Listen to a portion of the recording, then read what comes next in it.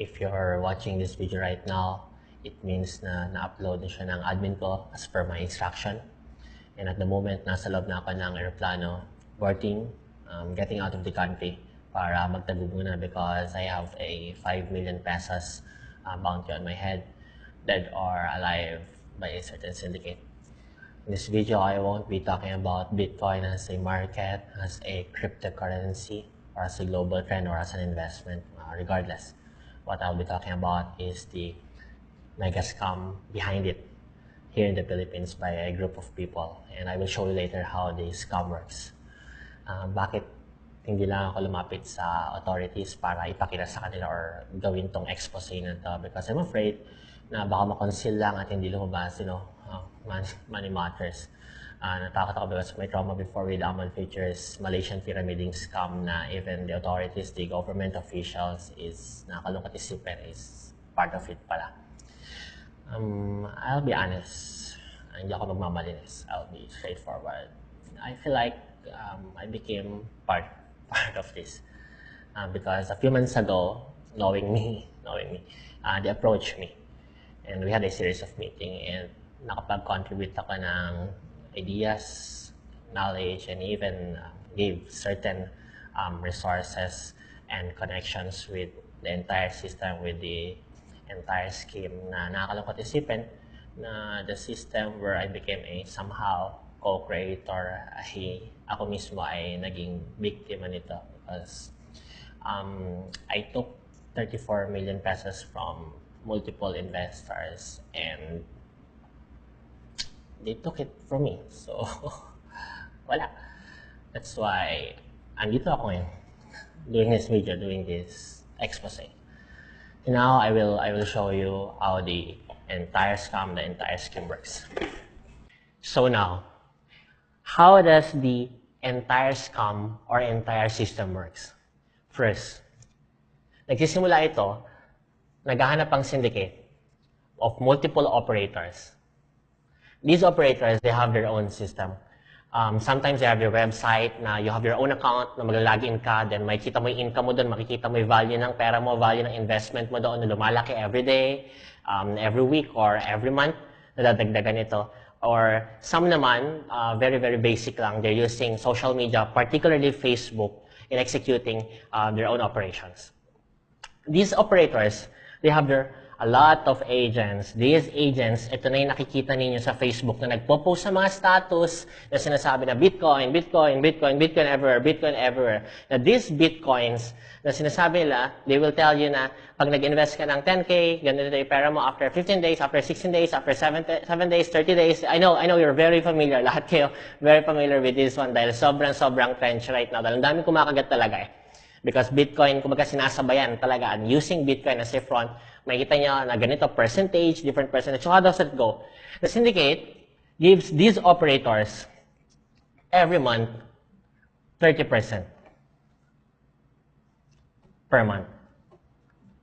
Yun yung pinaka-rate nila, or 1% per day. Then these operators, sila na gumagawa ng sarili lang sistema, sarili lang interest rate, sarili lang scheme on which magkano binibigay nila sa mga agents at magkano binibigay ng mga agents na rate sa kanilang investors. At yung natira, definitely, bulsa na ng mismong pinaka-operators themselves. These investors, sila yung mga nakukuha ng agents na minsan as low as 1,000, 4,000, 5,000, or as much as 1 million, 2 million, 5 million, or even 10 million pesos. So wide range talaga investors in which binibigyan nila pera nila through bank deposits, binibigyan nila investment nila, Bitcoin investment nila through bank deposits sa mga agent na to. Bank deposits, sometimes coins.ph, Paymaya, or whatever means, sometimes cold cash inaabot nila. Yung iba, most of them, walang kontrata, walang pinanghahawakan, based on trust system lang talaga, based on hype lang talaga. Pero, some naman ay mayroong contract by means of memorandum of agreement. Pero particularly, they are using, advised by the syndicate, loan agreement. Why loan agreement? Personal loan agreement para iwas from any legal liabilities, legal accountabilities in terms of estafa and most especially syndicated estafa. After mabigyan nila investment nila by whatever means these investors, these agents, on that very exact day, that same day or that same night, ay nire-remit nila yung pera. Lahat na nakuha nila investment on that day, kinukuha nila yung pera at nire-remit nila sa mga operators nila, on their respective operators. And these operators, kung ano nakuha nila on that day, ay ipapasa nila the next day. So kung magkano nakuha nila yesterday, entire money, ipapasa nila sa syndicate. And on that note, on that very day, the first day of the 30 days, given the 30% rate per month na pinasa sa kanila ng syndicate, works already. So nagsimula na, count na siya ng day 1. From that day 1, bibilang yan 30 days. After that 30 days, kung magkano yung pinasok na gross investment na niremit nila on that very day, on the 30th day, yung 30% ng gross investment na yun shall be given to them. Again, through cold cash, bank deposit, coins at PHP Maya, or by whatever means, by the syndicate, i-release sa kanila. So the payout is being released on the 30th day. So ibig sabihin, everyday may payout. Why? Kasi everyday din sila nagre-remit. So ibig, kada mag-mature yung 30 days, kung magkano yung pinasok nila, niremit nila sa operator na amount, 30% of that gross amount ay pinipayout sa kanila on the 30th day. On the 30th day, syndicate, forward na payout. Pagka-payout, these operators, given the percentage, I don't know kung anong klaseng percentage or anong usapan meron sila with the agents. Sabi ko sa inyo, for every or each and every operator, ay iba ang kanilang sistema, iba ang kanilang rates, iba ang kanilang scheme. Iba rin, minsan iba rin yung araw, yung iba 7 days, yung iba 15 days, yung iba 16 days, yung iba 20 days, yung iba 30 days. Depende sa mga operators. They pay out through their agents at yung rate na naiwan sa kanila from the 30% ay binulsa na nila. From their agents, kung magkano naman yung pinasa ng agents sa kanilang respective investors, yun naman yung pinapayout nila by all means possible, then bank deposit, cold cash, pay Maya, coins at PH, going back to their investors. Now these investors, most of them, hindi nila kinukuha yung capital. Majority of them, because they're so hype and they want the income kasi sobrang lucrative, sobrang laki ng income na hindi mo makikita sa iba. What they will do is to retain their capital, ROI nila, hindi mo nila kukunin. Ang kukunin mo nila yung interest nila. Worse nito, yung iba, hindi na kumukuha ng interest. They keep on rolling it for every maturity ng kanilang investment, kung how many days ang napag-usapan nila. Lahat yon, yung interest na income, compound interest sa sobrang laki, minsan as low as 10% and as high as 20%, sometimes 25% pa, ay niro-roll nila ng niro-roll. So, ang nangyari, walang payout, binabalik lang din nila. Balik nila sa agent, balik nila sa operator, this operator, balik na naman sa syndicate. So, that's every 30 days. Now, after 30 days, or every day na naman, kada mag-mature 30 days, different investment, ano naman mangyari? The cycle goes on and on and on. Paano mangyari? Si investors and more investors pa. Investors and more investors pa na nahihikayat nila na nakukuha sa marketing sa Facebook because of their word of mouth, different investors, lumalaki yung volume or population ng investors na nagpapasok with these different agents na lumalaki at dumadami rin ng mga operator in which pasok sila ng investment sa agent, pasok sila investment. These agents remitted to the operators remitted to the syndicate. 30% per month, stick with it. First day, count, second day, third day, fourth day, fifth day, sixth day, up to the 30th day, payout na naman si syndicate. Pagka-payout na naman si syndicate, payout here. Balik na naman si investors, balik dito, balik dito. For every 30 days, for every day, merong fund pool. This fund pool, hindi siya fixed. Bakit siya hindi fixed? Anong nangyari? On that very nag-start yung operation, pumasok na lahat ng investment here. At kapag merong investor na hindi kinukuha yung capital nila, naiiwan lang yan sa fund pool ng syndicate. Pag naiwan yun, anong nangyari doon is, nag-roll lang yun, and sila naman, the syndicate, habang dumadami investors, lumalaki yung fund pool. And kung magkano yung kinukuha lang ng interest, yung mga hindi nagro-roll, yung kumukubra minsan, meron nagpa-pull out dahil kailangan niyang pera, kailangan na ibalik yung capital, i-release yun from the fund pool. Here, kung magkano sabihin ni operator, release. Kung magkano yung interest per month na 30%, kung magkano, at kumuha dito kumuha ng percentage yung investors nila or even the agents, release na naman yan kay syndicate, balik na naman dito, balik. In short, ano nangyari? What's going on?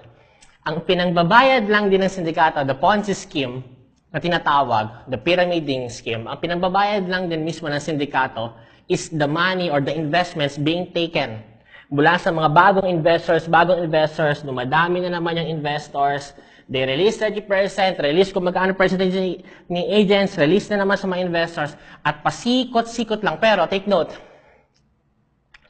guys, take note. While the system works as a cycle, because it's a scheme, definitely, Ponzi scheme, na paulit-ulit lang each and every passing day, each and every 30 days, each and every day, na dumadaan, paikot-ikot lang ng cycle, take note. The moment na malalaki yung mga investors population, dumadami at dumadami sila, lumalaki na lumalaki yung fund pool, pero because it's a scheme, paliit ng paliit yung nare-release na pera. Kasi nainganyo yung tao, they want to roll. Hindi na namin kukunin yung interest namin. Or roll pa namin yan para mas malaki pa. They roll. The moment they roll, lumalaki yung fund pool. Walang anything. It's just a clear scam. Lumalaki yung fund pool. The moment lumalaki yung fund pool, and it can be liquidated based on the cycle and also with the behavior of the investors. Natansyado na ng operator, agents, and even the syndicate themselves. Magre-release na ng pera.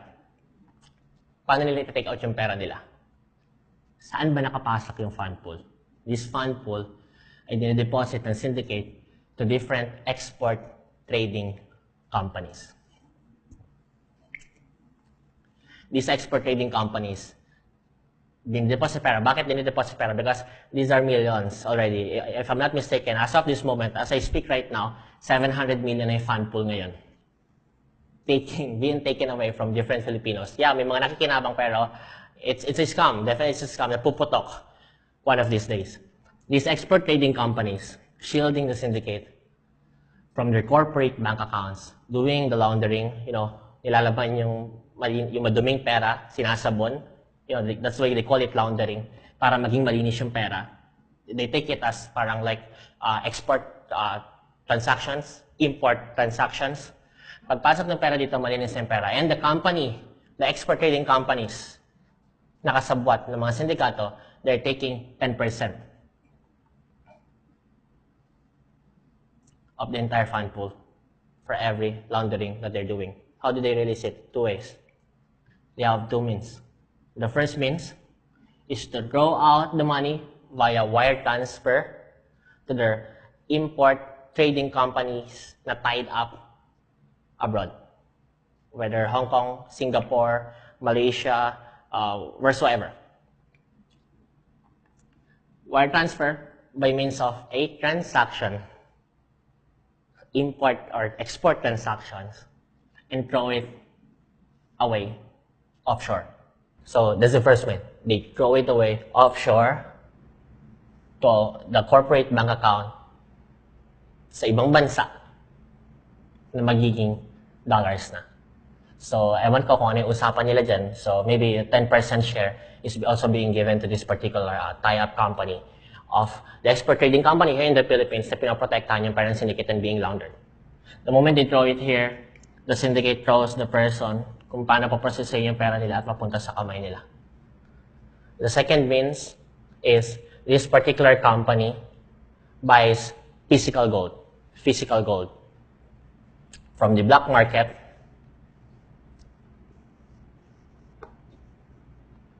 and this physical gold is an asset, become an asset now of the export trading companies, and they took 10% of the physical gold and the 90% goes back to the syndicate and hide it somewhere. Because ang physical gold ay mas madaling itago because there's no transactions like pag pinasok nila sa vault ng bangko, the bank doesn't know about it, so wala siyang paper trail, hindi kagaya ng mga bank deposits and whatsoever. Titago lang gold and naipon at naipon the moment they liquidate. For every liquidation na mapagdesisyonan ng syndicate, 10% goes to the export trading company tie-up, and even here, and whatsoever transactions na nagka-tie-up pa nila, 10% goes. So, come to think of it, for every liquidation of 100 million, 10 million goes to the export trading companies, just laundering ng money. And now, ano nangyayari? The moment they liquidate, safety na yung pera.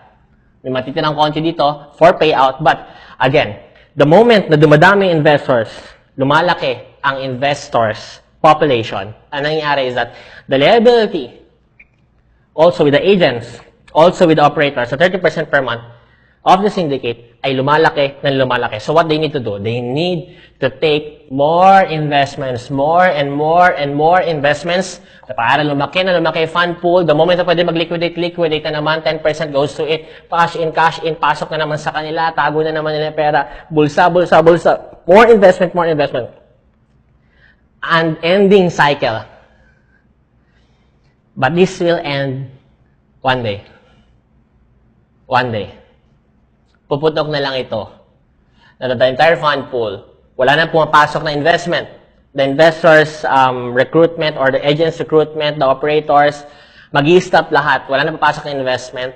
And on that day, pagputok nito, naipasok na launder na lahat ng pera, naipasok na syndicate. And on that day, nga lahat ng investors. Pero paano lang gagawin exit plan na wala masyadong eskandalo na the blaming of the operators and the agents and everyone else? Paano? At the very first day, finant nila yung Bitcoin. Why? Because Bitcoin is a global trend right now. Sobrang grabe yung hype and the increasing value of it na talagang sobra, very phenomenal in the world history, in the global financial market. It's a very, very phenomenal na ang sarap sabayan kasi mas madali kang makascam using it as a front. Pero the moment that the bubble burst of the legit Bitcoin currency in the entire world at bumaksak na yung value niya, mag-plunge down na siya, doon nila sasabayan and that becomes the exit plan. Para mangyari, papalabasin nila na nalugi. All the investors in the entire world ay nalugi and kasabay nito na malugi sa investors. So that's the exit plan that they have. But come to think of it, lahat na na-explain ko, that's how it works. Makita niyo lang sila sa status, sa Facebook, parang napakaliit lang siya na sistema na nakahikayat. It's a Bitcoin. Pero there's a system that works and sadly,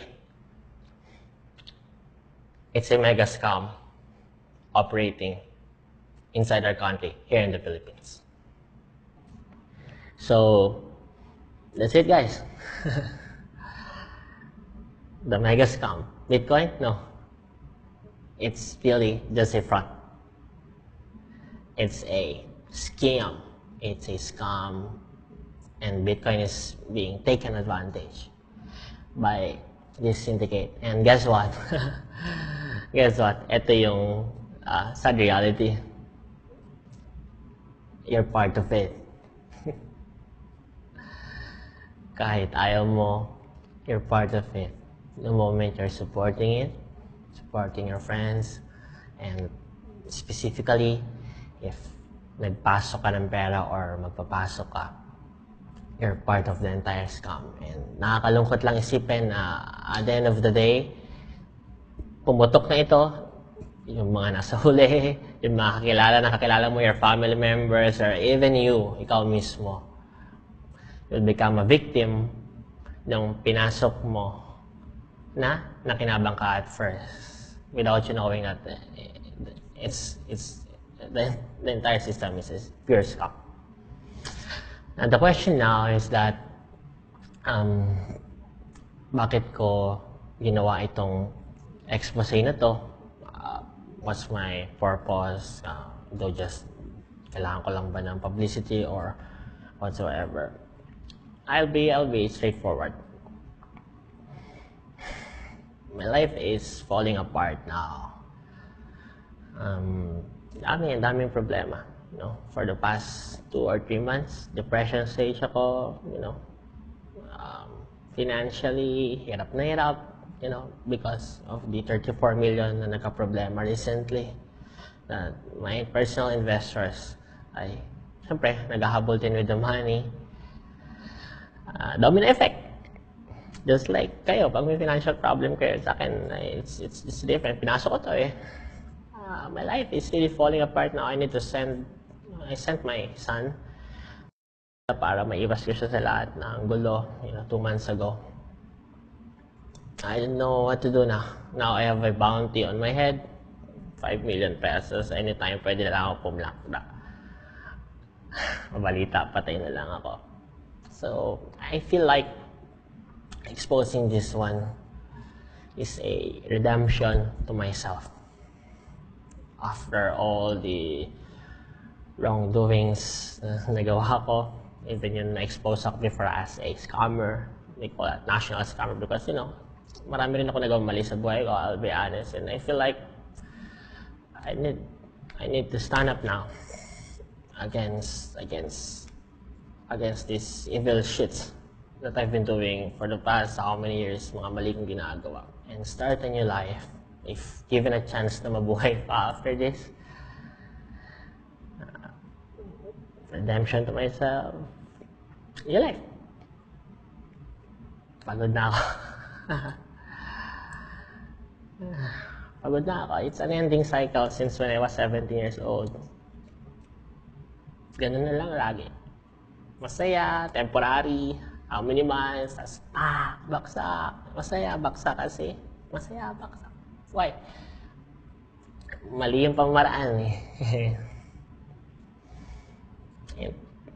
I need to stand now. I want to stand now. That's why I'm here in front of you. Bahala na kung ano mangyari. Basta alam ko sa sarili ko, I can tell myself now, pag tumingin ako sa salamin, that for the first time in my life, for how many years, I did the right thing. And I want to start a new one. Malaki na anak ko eh. Gusto ko yung one of these days, maging proud siya sa akin na papa ko yan. I hope makatulong to sa lahat. I hope marami akong masalbang pamilya na pwedeng gumuho because of this scam. Buhay na masira because of this scam. I just hope. And I just hope that this thing na ginawa ko ngayon is the start. Nang pag ginawa ng chance na mabuhay pa is a start for me. A new life. A new Sian Gaza. Thank you. May God bless us all.